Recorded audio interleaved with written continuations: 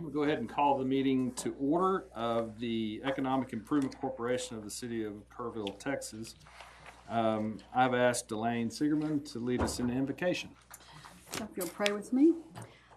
Dear Heavenly Father, give us the insight and the information that our worthy staff members put together for us to make intelligent and exciting decisions for Kerrville, which we have before us tonight, and I see in our future we'll probably have quite a few more.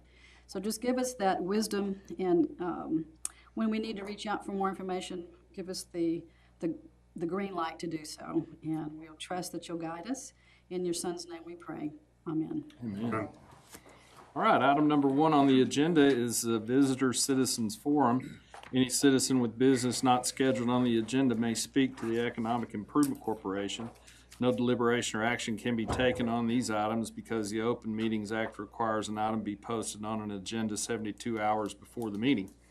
Visitors are asked to limit their presentation to 3 minutes. I do have a visitor that wants to speak on an agenda item, so we will save that one for that agenda item. Anyone want to speak in general today? I see no one, so we'll move on to item number 2, which is approval of the minutes of the regular EIC meeting held on April 15th of 2019.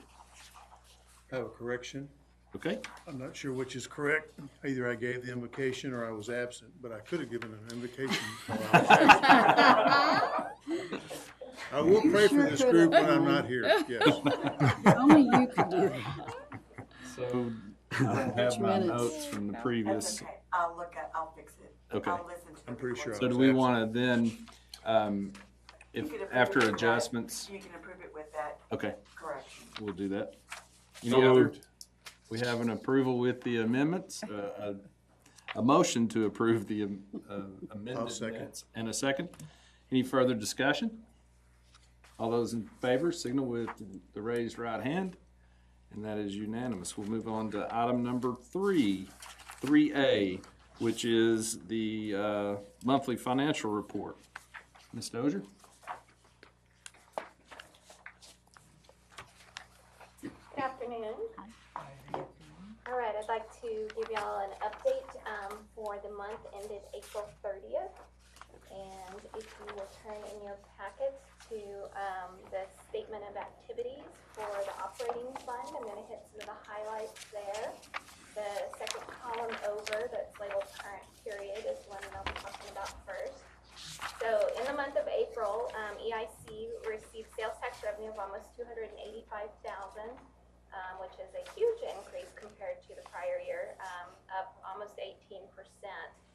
However, we had two of our largest taxpayers that basically prepaid their May tax payment. So when you adjust for that, sales tax was up 7.2%, which is still very strong as well. And it's good to see that our two largest sales tax categories, retail, trade, and food services, are where we're seeing increases. So they continue to show strong growth. Interest income for the month, almost $8,000. We continue to have EIC's money invested in Tex Pool, which is like a money market account for municipalities, earning 2.55% as of May 17th. We've seen a decline in rates this month, especially in the past 2 weeks, but still a pretty good rate, and that money is completely liquid and can be used for projects at any time. On the expenditure side, we had expenditures of almost $408,000, and most of that relates to a $300,000 transfer to the project fund. So that's just moving money from the operating fund to the project fund for both the River Trail project and the Olympic Drive project. And then the rest of it was just monthly debt service and the monthly administrative services fee. Let's see. Moving to the project fund, so the next statement that you have there, the only activity in the project fund for the month was receiving that $300,000 that we just spoke about. And then I've changed things up a little bit on the next page on the project analysis. And I also put an additional page at each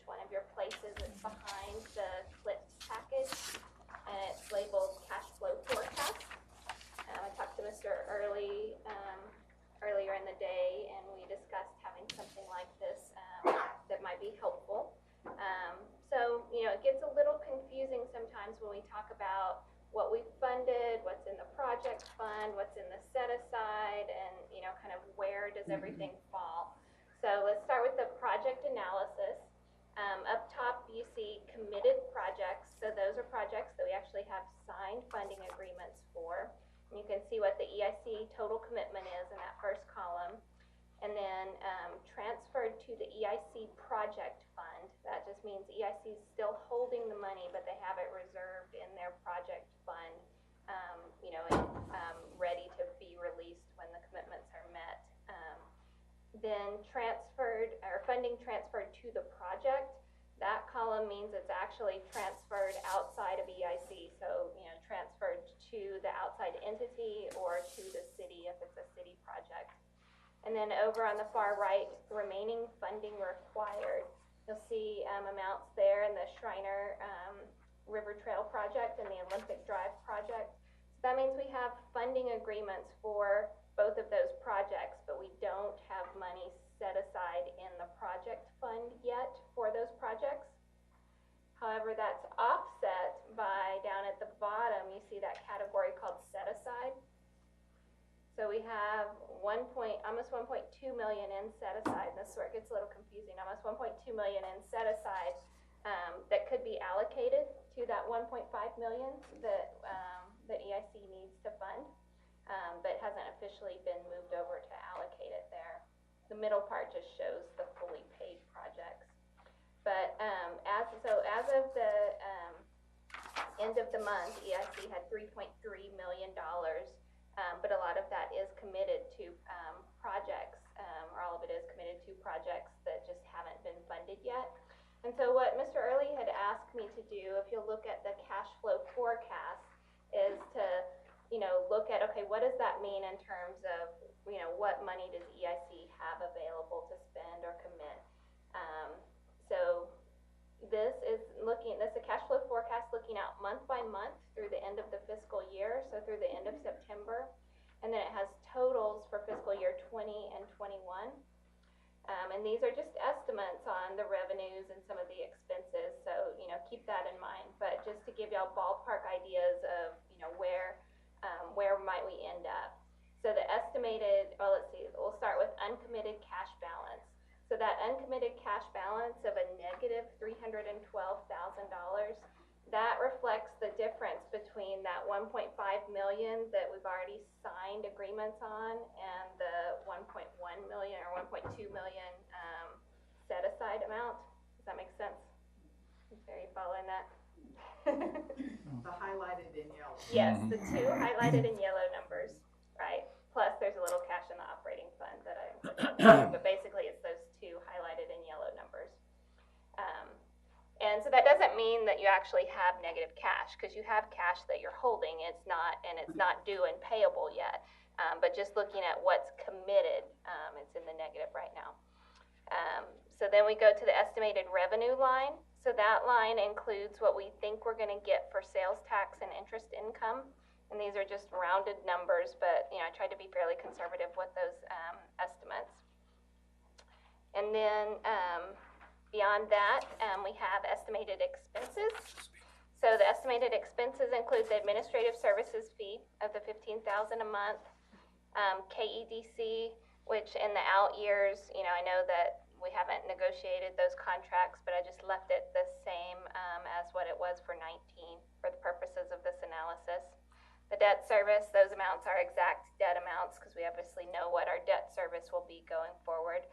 And then those three projects listed there are the ones that we need to transfer cash to. And that cash isn't due to be transferred until sometime in 2020. So we'll have the available cash at that time.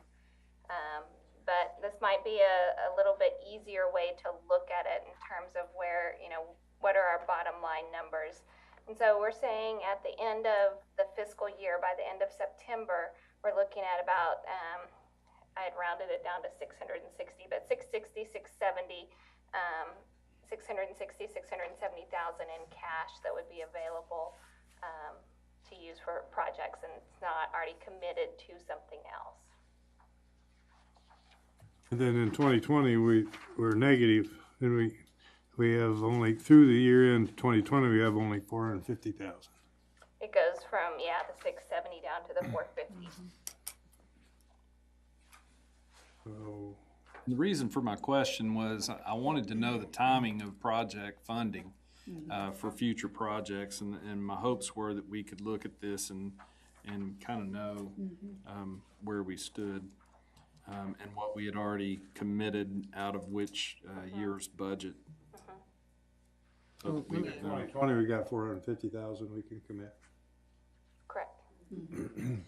So, can I say, we had this airport tour the other day, which was neat. I really enjoyed that. And it sounds like, at some point they may be coming here for some money too, quite a bit.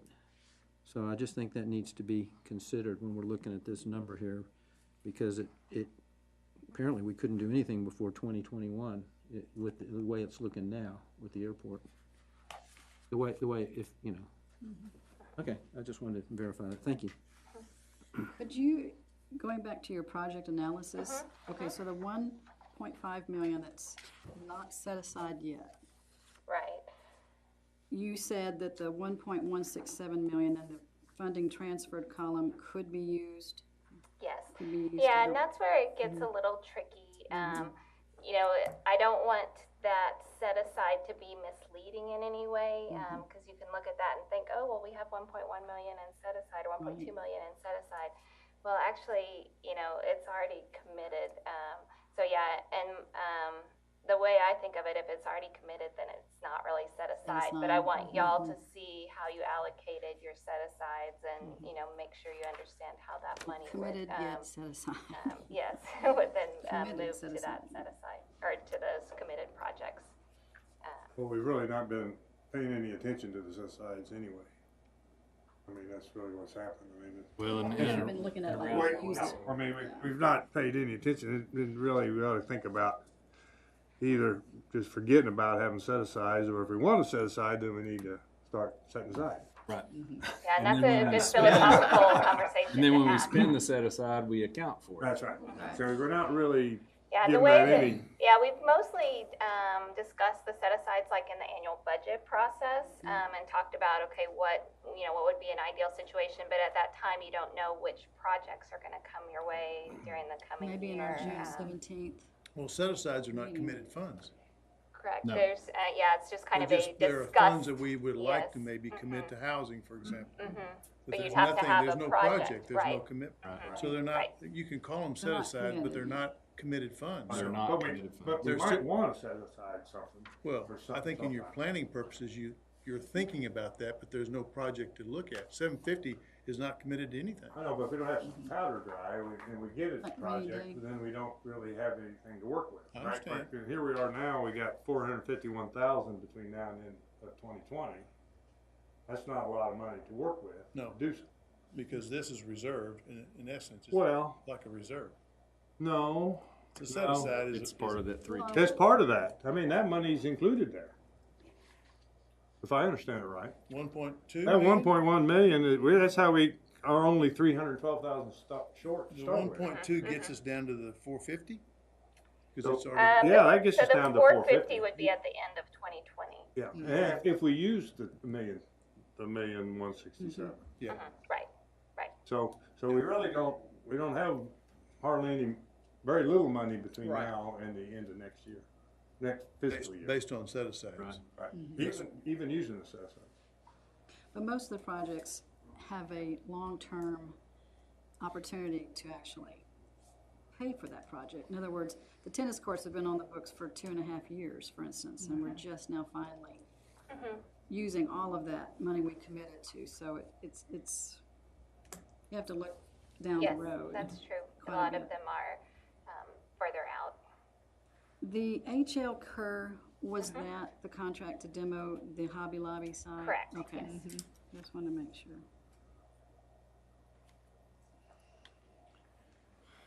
I thought I understood these columns on the project analysis, and I think Okay. I'm confused again. I know, it is kind of, The Olympic Drive is kind of clear. The way I thought it was worked is, it's being 50 commitment. We've transferred 150 so far. We're 900 short, so you Correct. kind of balance the one column with the other two columns. But- Yeah, so, right, those two added together equal the total commitment. So on the lift station, we had a $2 million commitment. We've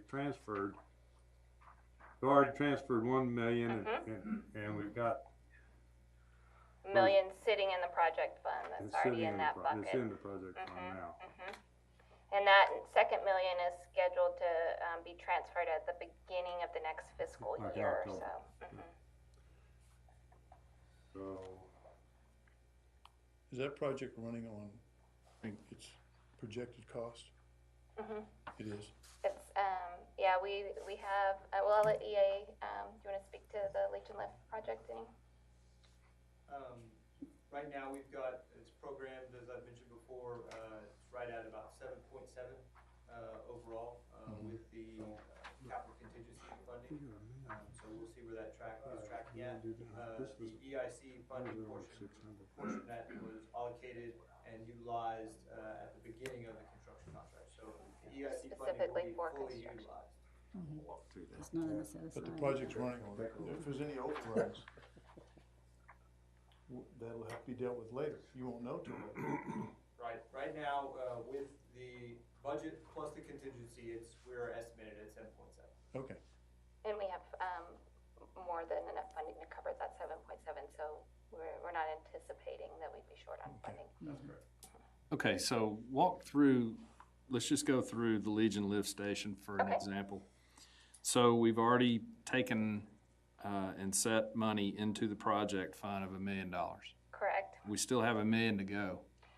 No, we've already transferred $1 million to the project. So we already transferred $1 million to the city's general capital project fund. And then we need to pay $1 million more, and that a second payment will be due at the beginning of the next fiscal year. We've put that $1 million aside in the project fund, so it's already in the project fund and in that bucket. You can't touch it. Right, got that. So let's drop down to Schreiner University River Trail. Yes. We've put $150 of that $1.5 million already transferred into the project fund. $750 still needs to be done. 750 has actually been transferred to the project. So that's actually been transferred to the city. So the way that funding agreement was written is that it would be 2 payments of $750,000 each, and the first payment would be in this fiscal year, and the second payment would be in fiscal year 2020. So we've already transferred that first $750,000. Okay, let's go back to the we're Legion lift station. $600,000 short Right. of the second installment. Correct. I see that. So in fiscal year 2020, on this new report, you've got both the $1 million and the $750 in there. Trying to reconcile that back to the $1.5 million that's highlighted in the remaining funding required column. Yeah, so actually, it's a little confusing because those were equal payments of $1 million and $750,000. So the payments that you're looking at on the cash flow forecast are the second payment, and then this is showing So the first funding are payment. the first payments. Yes. Okay. And so we've set, So we have so if you look at that funding transferred to EIC project fund, the second column over. So you have the $1 million for Legion Lift, so we're good to go on that. We're not gonna actually transfer it to the project until October, but it's there and waiting. And then on the Schreiner University, we've only saved $150 towards the $750 payment that's required. that's why the 600 still due. Correct, yes. Same goes for Olympic Drive. Yes.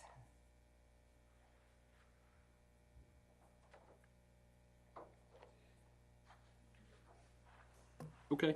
Well, this is good work to get this. Yes, it is. Yeah, I thought this was a helpful way to view it, the way Mr. Early requested it, just and this doesn't get into set-asides or operating versus project, you know, it just kind of cuts to the chase so you can see where do you end up. All right. Very good. Any other questions? Thank you for the Okay, thank you. explanations. Thank you. Okay, moving on to item 3B, which is a projects update. Mr. Hoppy? Yes, sir. Welcome this afternoon. Just going to briefly go through this project update. River Trail Extension, we're at about 90% on the construction documents and engineering. Working through those, hope to have those out on the street later this summer. Tennis center improvements, we have those very much active over at the HEB Tennis Center. Rain has been somewhat of a delay, but we are progressing on that project. Aquatics feasibility study, as you know, we took a little bit of a pause to do some forensic analysis of that shell. We are going to have to do some replastering, and I know some of you have heard that report already from Parks Director Ashley Boyle, but we are wrapping that up and getting that report finalized back for you and City Council's purview. Legion Lift Station, as I mentioned earlier, they've got quite a bit of work going on right there at the corner of Loop 534 and Highway 27. Making great progress on that project. We are on schedule and on budget, hoping to have that fully complete in sometime in the first quarter of 2020. We've got lots of development interest that is very closely watching that, so excited to have that project moving forward. Reused distribution lines, as we reported to you last time, we are in the process of having the infrastructure forensically analyzed, and we will continue to progress on that and keep you posted on it. A lot of activity going on at Loop 534 and 16, the other side, the other corner of that loop. Econo Lodge and Hobby Lobby making great progress. That has transferred as of the middle of April to their construction site, so they are moving forward on that pad site. They are continue to be very bullish on an opening in the September timeframe. Well in advance of what Hobby Lobby considers their seasonal Christmas season. They want to make sure to hit those Christmas season sales. So I have every intention that they will hit that September opening date. Yeah, are there any other businesses going in with them? What's going in so with the them? front part of that site is actually partitioned. It's actually two different parcels. Okay. And the owner, Colette, the developer of that site, is looking at a couple different options for the front. It's probably going to be a multi-tenant 4 or 5 tenant pad site up towards the front, towards 16. Okay. And so they're in the process of finalizing that, as well as what their tenants would look like. So that'll add to the value of the property. Absolutely. Good work. Absolutely. Thompson Spur 98 infrastructure extension. It's our understanding that those easements have now been fully acquired. They are looking at having construction, actually have bids for the major portions of the off-site construction already.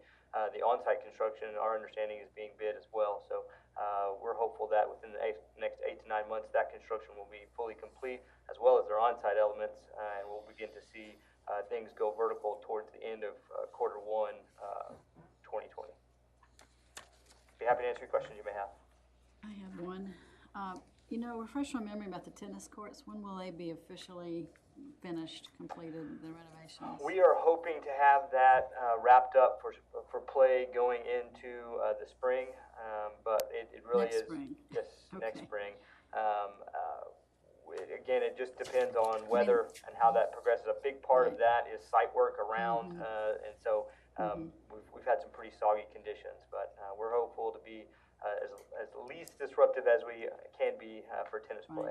I was over there the other day playing golf, and I got to see them. They are really working on it. They and are. They're looking really good. They're making great progress. The building, all the other things need to come together too. But okay, thank you very much. Yes.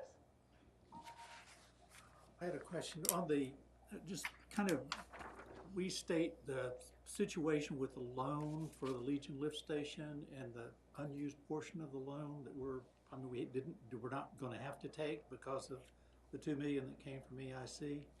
What are we doing about that? Are we giving it back to the state, or what are we doing with it? So as you recall, that project was funded in 2 ways. $2 million of that was coming over from EIC, and those dollars are to be spent first. There was an additional $8 million portion that came from the Texas Water Development Board.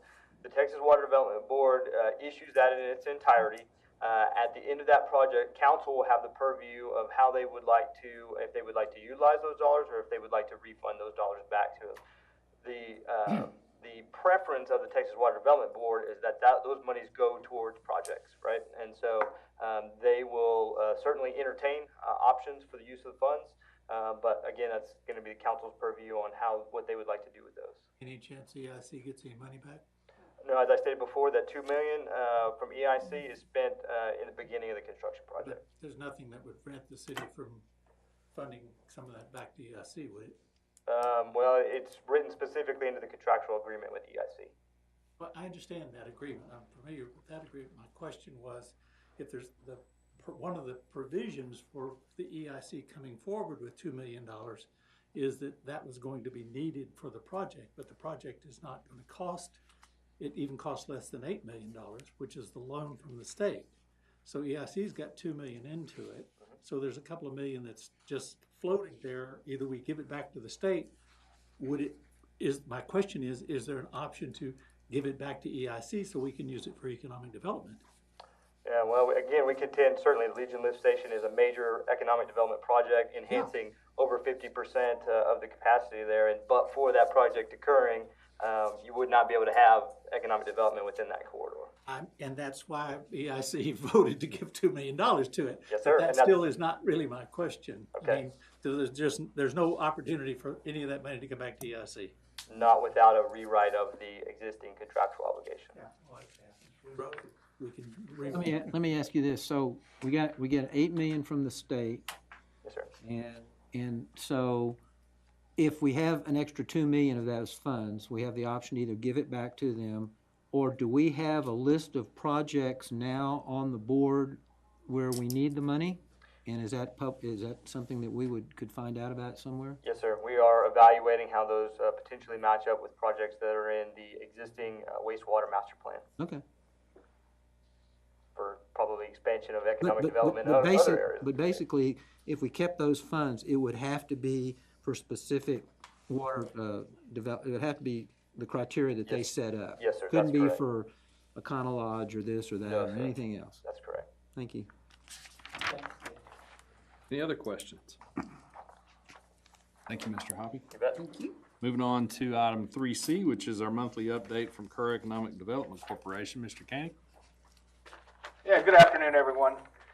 It's been a busy time in the city generally, and the EDC in particular.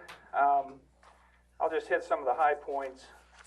We spent today with our consultants who are in town to give our stakeholder retreat tomorrow morning, and it was really a great opportunity to show them, what we're about here.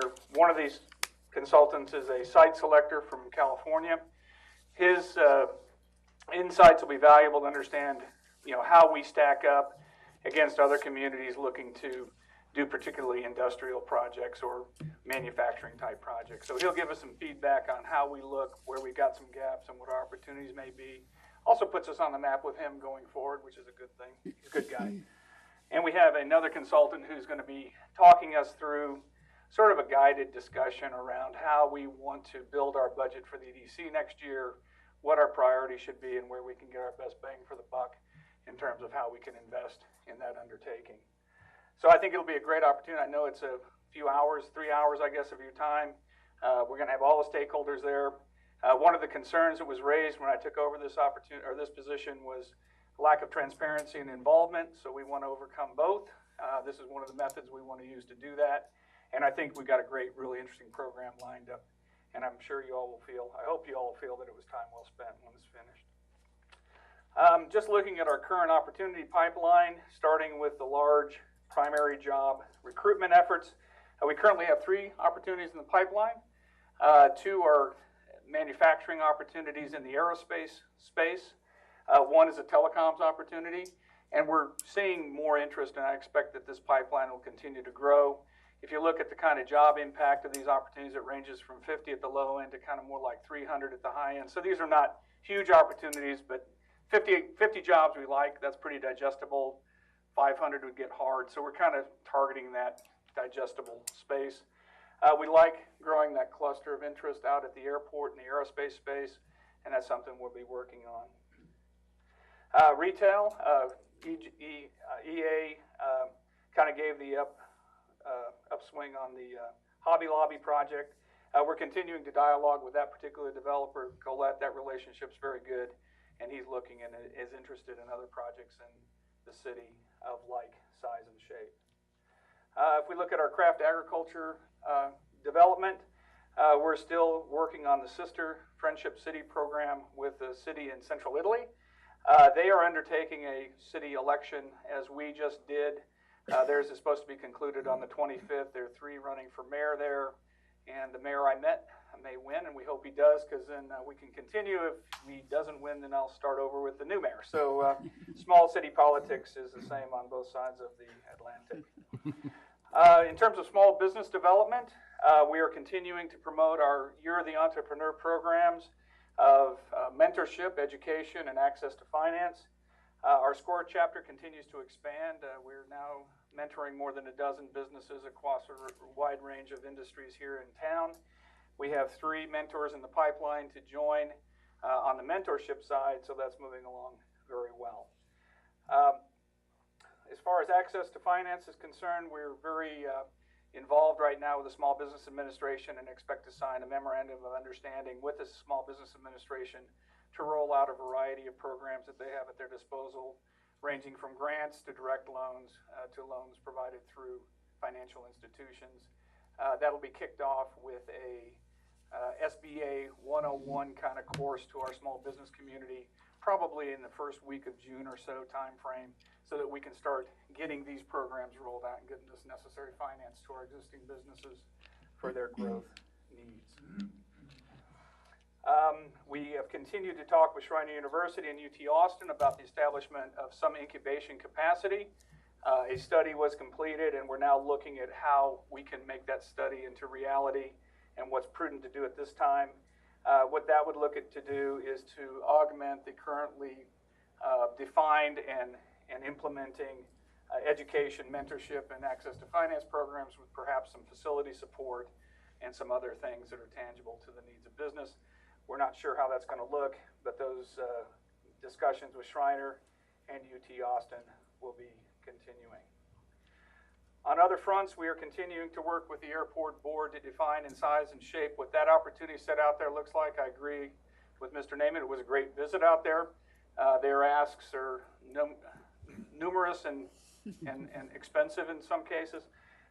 We are very interested, obviously, in developing the economic potential of the airport, particularly as it pertains to the earlier opportunities for manufacturing out there that I described earlier. Primary job development is very, very key to our plans going forward. On the communications front, our relaunch of the Business Links magazine is going well, and we're using this as a great opportunity not only to communicate with the community about what's going on in economic development, but also using it as a tool to get interest outside the community for businesses looking to come and establish here. We're now in the final stages of meetings between the KDC and the city to develop a set of incentives, or a philosophy and program of its incentives, so that as we discuss these various opportunities with targets, we'll know kind of the right and left limits on what we're talking about there. I think we will have that pulled together fairly shortly, and it'll be up for your consideration again fairly shortly. So again, lots going on. We really appreciate your participation and involvement in tomorrow's stakeholder retreat. We'll have all key parties there. It should be quite a great opportunity for us all to kind of weigh in, taking sort of what the Kerrville 2050 took as aspirational and further operationalizing those goals into action and result. So pending your questions, that is the EDC report for this month. I have a question for you. Yes, sir. When you have a, and this is kind of personal because my daughter just took a job out in her husband in Simi Valley in the Bay Area for a startup, aerospace startup, okay? And I think there's a couple hundred employees there. And there's hundreds of them all around, God knows thousands of them. So when somebody, and they're making Lord knows what, but a lot more than what you make in Kerrville or Austin, I promise you. She won't tell me. But my point is, when someone from California comes in here, and it's a beautiful place, and you have a traffic problem, at noon, but that's okay. We can deal with that. There's worse elsewhere. Yeah. But where are we going to put the people? Where are they going to live? Because a lot of these people aren't going. They're not.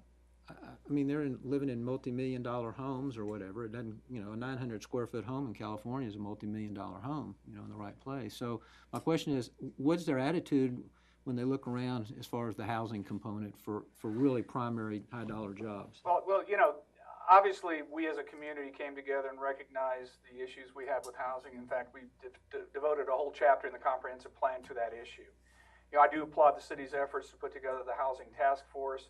And one thing I did not mention in my brief report is the fact that we are talking to developers right now to develop a bigger inventory of multifamily homes and homes within that $150,000 to $175,000 price point.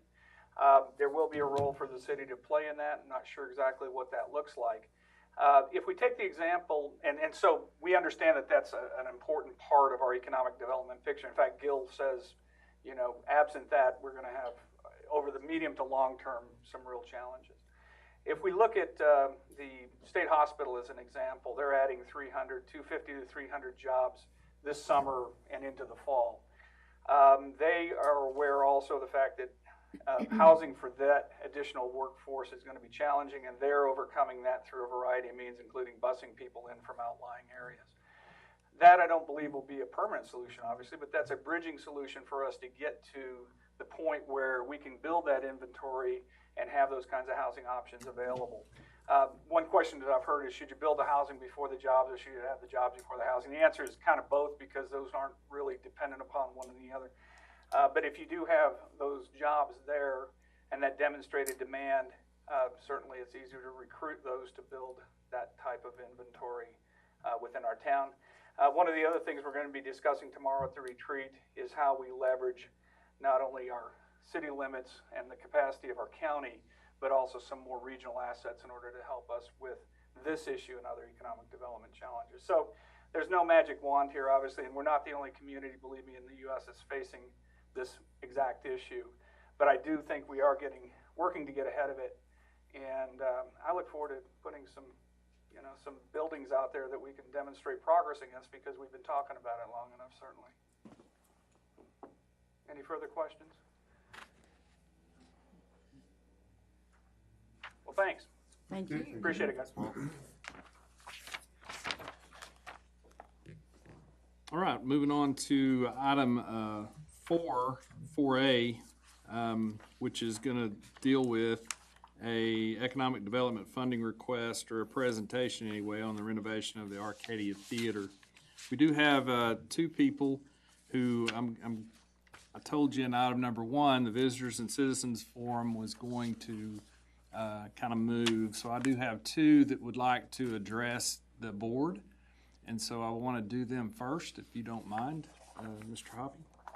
And first that had requested time is Linda Bullard. Linda?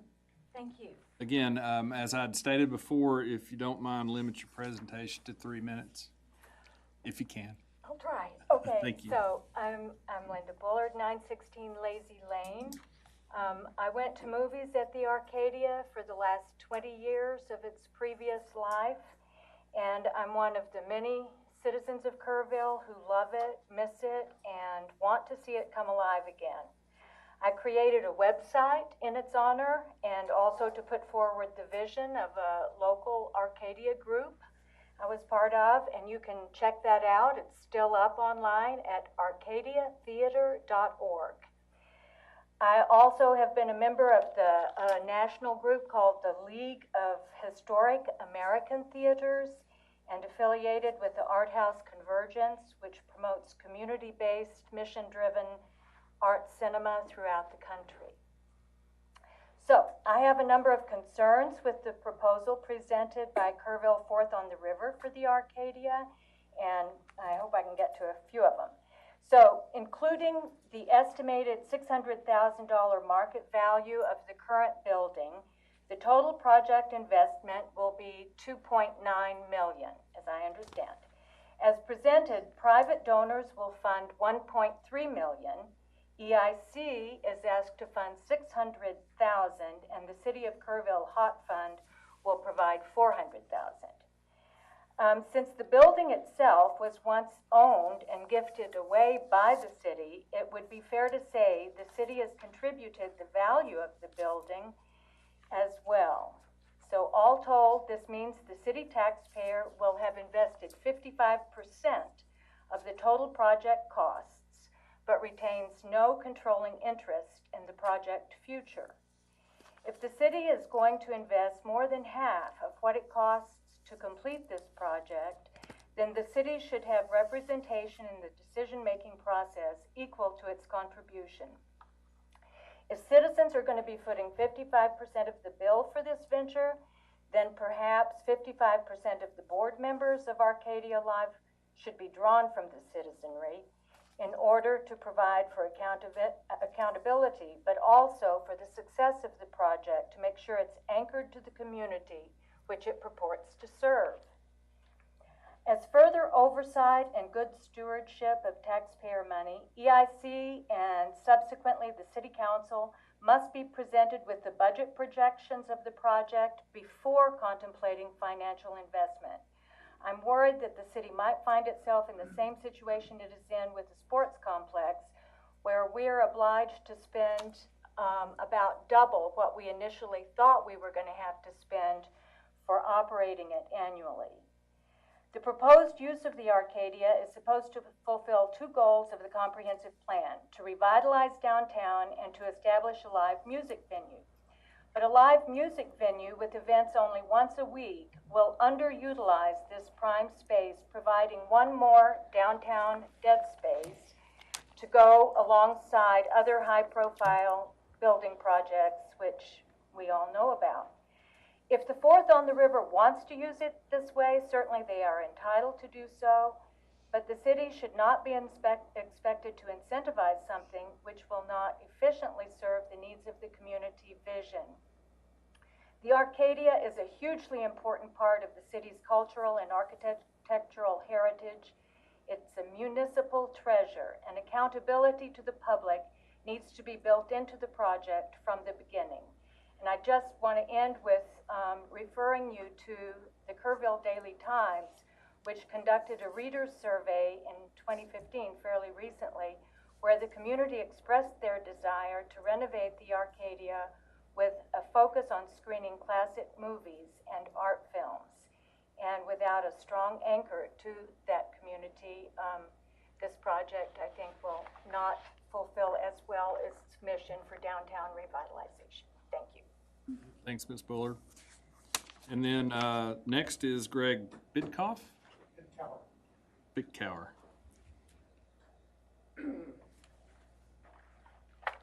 Greg Bitkower. I live at 314 Spence Street here in Kerrville. I wanted to address the board because I've been involved in the Arcadia Theater for many years, and I'll try to keep it in 3 minutes or so. I'm a real estate broker, and the property was foreclosed on in the late 80s and was vacant for a couple years.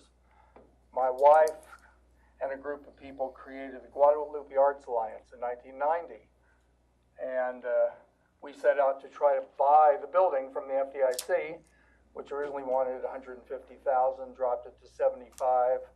Nothing happened. We made an offer of $50,000, and they wouldn't respond. So I went to our Congressman Tom Leffler, talked to him in his office, and lo and behold, the next day I got 2 calls from the FDIC office in San Antonio wanting to know if they could send agents up to meet me in my office. They came in and wanted to know if we'd be willing to pay $35,000 for it. Obviously we did. Okay, the money was actually loaned from Carmen Avery. I don't know if any of you know Carmen Avery or knew her. Her son has Francisco's. She put up the money and was very involved in it, and years later actually forgave the $35,000. What a lot of people may not know is that the Guadalupe Arts Alliance raised enough money to put a new roof on the building, to restore the entire lobby, to redo the men's room and the ladies' room. And I know there's some question as, was there any usage?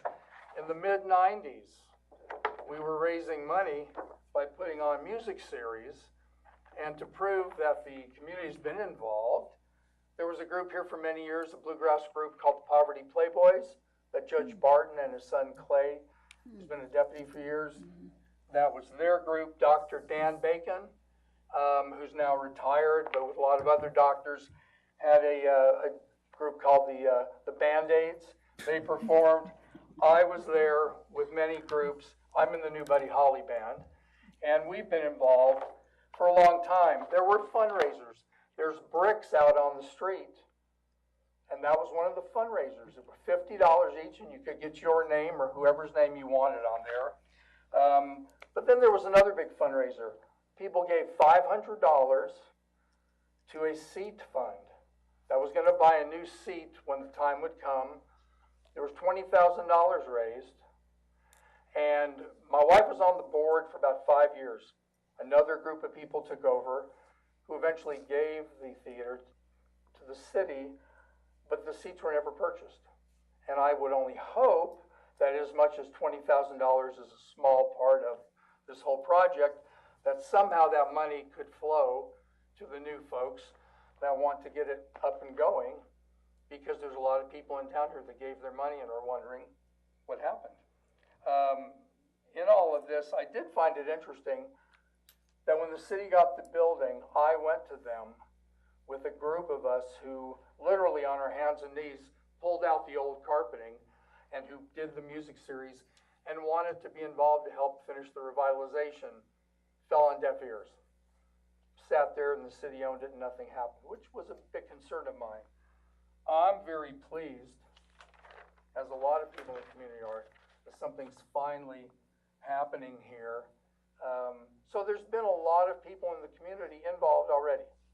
And I hope that continues, and I like to see the funds used the way they should be appropriately. But I think there'll be a big draw here for this. And it's been needed for a long time. So thank you.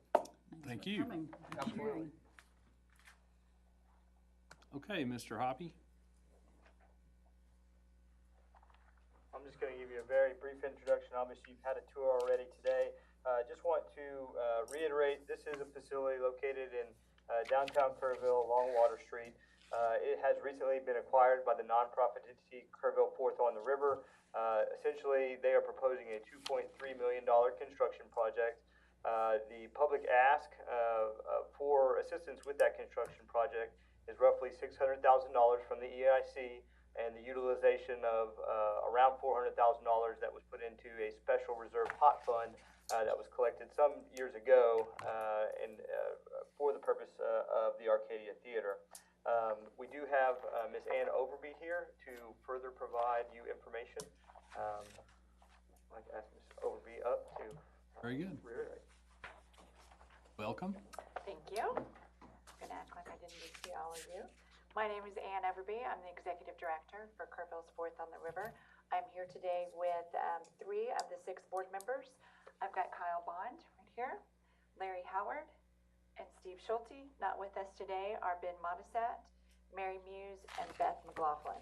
All of us are Kerrville residents. We are all very passionate about the city of Kerrville. We're all business owners in this town. The theater was built in 1926 by the same architect that built the Aztec Theater in San Antonio. It did close its doors in 1989. Earlier this year, we were gifted the building debt-free, and in the past 31 years, the building has been empty. And I appreciate the history, Mr. Bigkauer. I didn't know all of those, but I've heard bits and pieces of it from different people in the community. But I think the overall input from the community is, let's get it back open, because it's such a gem to have downtown. One of the very first things we did when we got the building was to go up to the Paramount Theater in Austin. They too are ran by a nonprofit. They have been in consecutive shows for 114 years. They do 300 shows a year. So we think that we can surely pull off 24 shows a year and getting started in our first year. We did also join the League of Historic American Theaters, an awesome reference and tools of people just like us all across the country that are doing similar things with theaters like ours.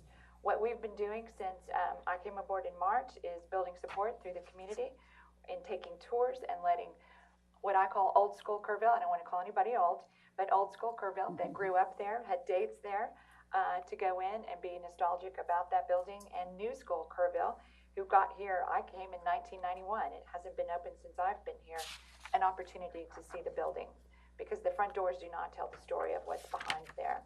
We're also I have been seeking some naming opportunities with some large foundations in town to secure some of the money that we will need. Part of our mission is to bring live and diverse music and preserve downtown Kerrville, and we think we can do that with the big shows, and also with using the building, the venue in alternate uses. We have had lots of ideas and lots of discussions and meetings with different people in town on how that could be used during the week in order to help sustain it. Either renting it out for rehearsal dinners, for birthday parties, for corporate meetings on the stage, or for karaoke, or for dancing on Thursday and Friday nights. But it doesn't all have to be involved around a big show, but we will see what the community wants for input on that. Our timeline is after today and getting these results back, we will see what we have left of our capital goal of 2.3 million, and then we will start the rest of our capital campaign. At that point, it should be right after the 4th of July. We should have about 70% of it, 75%, and we will solicit the community for the remaining monies. We are looking at construction to begin in October, and we will make the goal of opening this thing back up again July 3rd of next summer. We'll have that party in the theater, and across the street, we'll have the July 4th party on Saturday. If I can answer any questions, or if any of my board can, I would be happy to do so. Questions?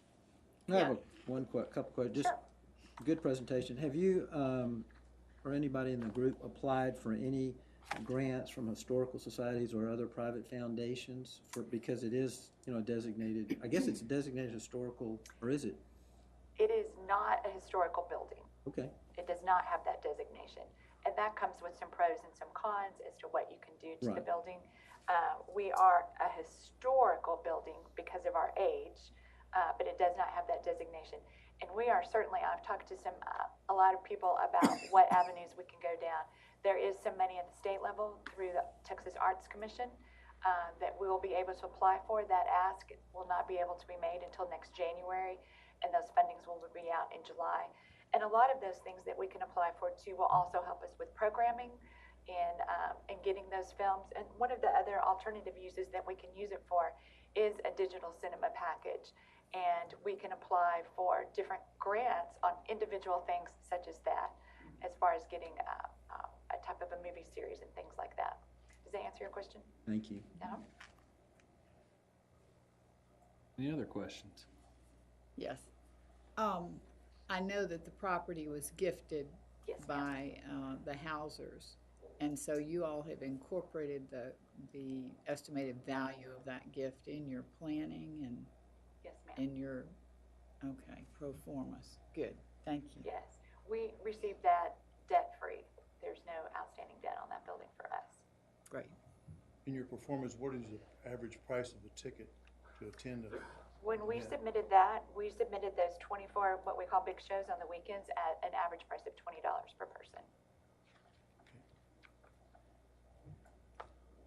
There's another income budget in there though for other smaller things that you're. Exactly, yes, sir. We had so many questions at the theater just before this meeting too, for the audience's benefit, so that things like your operating expense performer, where you had the 24 shows, would cover the $350,000, I believe it's going to cost to operate it. It's about 340, 360. Something like that. There were so many other questions we did have answers to, and thank you very much. I'm trying to think of some so that we could share them with y'all, but you talked about the different types of programming that you would have there. Besides, a dinner reception. Right. And also the opportunities to be a stakeholder, for the various parts, the suites upstairs that you have. I thought that was a really great idea. And I would hope that would trickle down. If I'm not a suite holder, perhaps I'll know the suite holder. Friends of a suite holder. Exactly. I'm going to get in there one way or the other. The subscriber level or whatever. And for people that don't have big money donations like that, we want them to have ownership in it through a membership.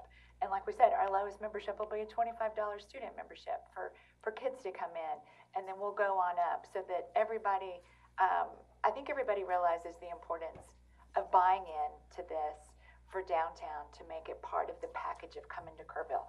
Come shop, come eat, come drink, come see a show, and they realize that they can support it through those kind of memberships.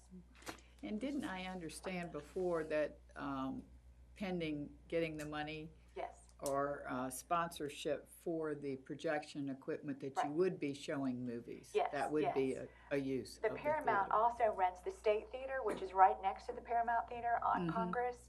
They took that over, oh gosh, I don't remember, he told me 20, 25 years ago. So they have the opportunity to do both. They have a stage and they have an actual theater. And he just bought a new digital cinema package for that. It's about $125,000.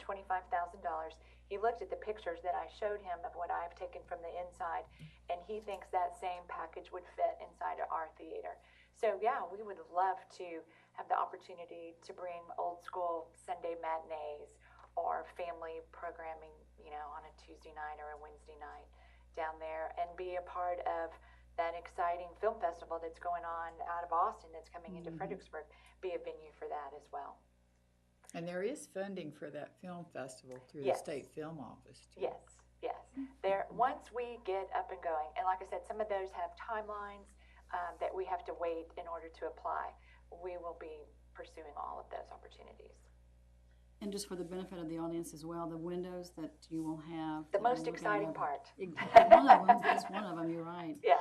Could you tell us a little bit about, I know maybe Larry would, I don't know who wants to talk about windows, but. Well, one of the things that we do want to do is incorporate the river. Who else has a theater on the river other than Kerrville? In downtown, on the river.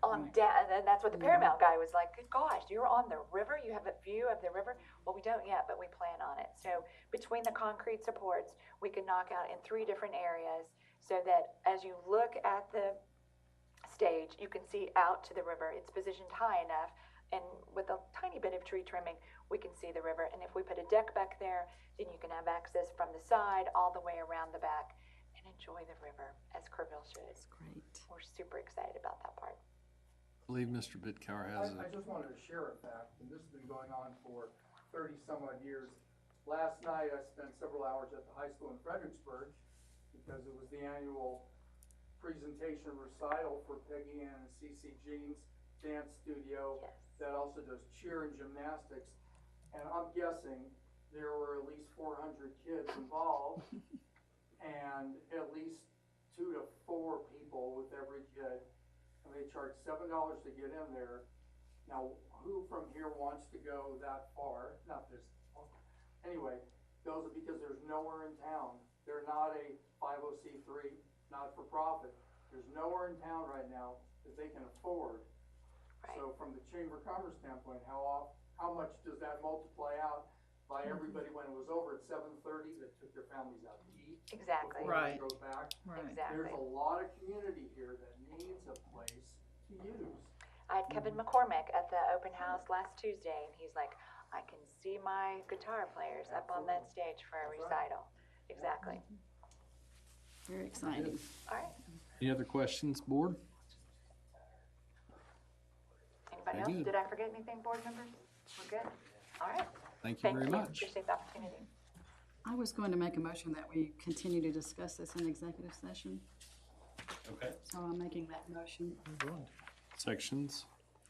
I'll second it. Oh, under sections 551.087. No, that's not the right one. I think it's 551.071 and 551.072. That's it. We have a motion. Do I have a second? Second. And we will move to executive session. All right, we will come back into regular session. It's 5:35. Clarification. Get this in the minutes, I suppose. But this form that we were passed out, that we talked about a number of $451,000 is incorrect. It is missing an additional $2.15 million. So you could add that if you're, keeping score or box score out there on your scorecard. It will go up by that. We kind of discovered the mathematical error there. And this will, I hope, become part of our normal package, so you'll see that corrected. I wish all our errors went up. For next month, have that corrected and bring that back to you. And are we gonna have like a chance to discuss terminology of some of these things maybe too? Would that be at our annual meeting maybe? Yes. Okay, good. We'll do that I wanna at the annual meeting. really remember to do that. Help us layman folks. Okay, we are now to the item 5B, which was the funding request for the renovation of the Arcadia Theater. That is what we discussed, and I am looking for a motion. Okay, I'll make a motion that we request the city staff to draft an agreement covering all the details that we've talked about in executive session as well as an open session, and that we set a public hearing in the future for us to, with the hopes that we'll get to review that document prior to June 17th, which is our next meeting. We had a few things that we discussed in executive session we want to cover. So we need to ask the city to prepare that document. We need a date specific for the public hearing to put the public on notice that that would be happening. June 17th. June It's June 17th would be the 17th. public hearing. Mhm. Do you have any questions that we could answer today for you, that you had? No, it's not a lot of questions, so it's just a few tweaking, but. Okay, we have a motion. Second. We have a second.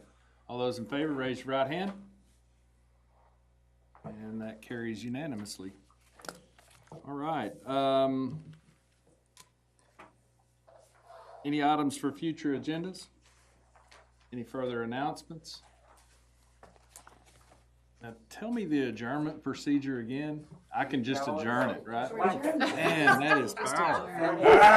Just gavel. So, we will adjourn the meeting. It's 5:38.